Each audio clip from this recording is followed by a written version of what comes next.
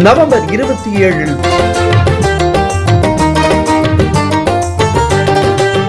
லட்சிய தமிழனே பிறந்த நாள் காணும் மாண்புமிகு துணை முதல்வர் உயரங்கள் போக்க துடிப்பவனே,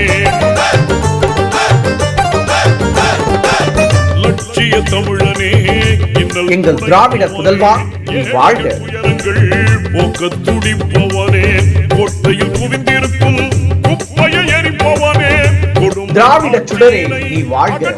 இனிய பிறந்த நாள் வாழ்த்துக்கள். படைக்க இளக்கதிர் போல வந்தவனே, படையின் வழியில் வந்த தமிழ் குருதி இளந்திராவிடர்.